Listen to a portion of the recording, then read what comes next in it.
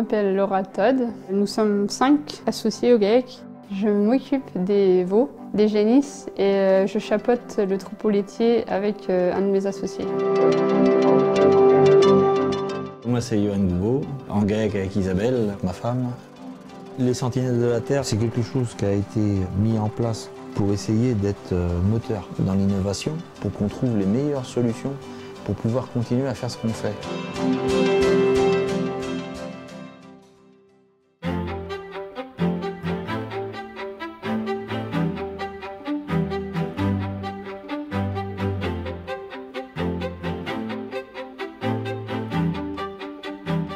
Ce qui est le plus important pour moi en tant que sentinelle de la Terre, c'est la santé animale. Nous avons intégré le groupe Sentinelle pour avoir un échange avec d'autres éleveurs et aussi un échange avec des techniciens des terrains pour mieux comprendre, anticiper et surtout prévenir les différentes pathologies qui peuvent nuire à la santé de mon troupeau.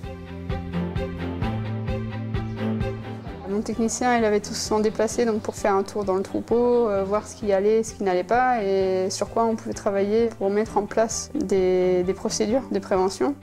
L'intérêt, ce serait effectivement d'éviter qu'elle se couche tout de suite après la traite. Pendant une demi-heure, ça permet à ce que le sphincter redevienne un peu étanche et évite la rentrée des bactéries, des germes. Une bonne demi-heure, trois quarts d'heure, c'est ce qu'il faudrait. Donc nous avons mis en place des barres pour empêcher les vaches de se coucher directement après la traite. Avant maïs, le dérobé qui est utilisé, c'est du régras d'Italie avec du trèfle incarnat. Mais le problème, c'est que ça structure énormément le sol et ça demande beaucoup de travail mécanique.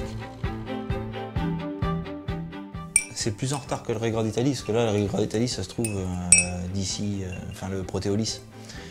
D'ici 15 jours, même pas, une dizaine de jours, il serait bon à ensiler.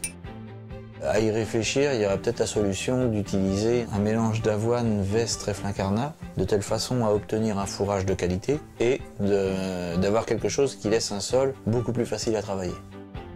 C'est extra, ça. Regarde un peu le nombre de fissures.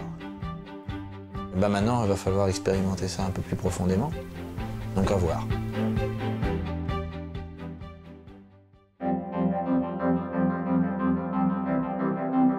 On commence à constater les premiers résultats qui sont déjà positifs, donc il faut qu'on continue dans cette voie-là. Non, on est toujours dans l'évolution et puis ça se fait au fur et à mesure. Il y a des fois des échecs et puis c'est pas grave, hein. On laisse tomber, on prend autre chose et puis on réfléchit encore. On apprend tous les jours et c'est quelque chose qui me booste et qui me plaît.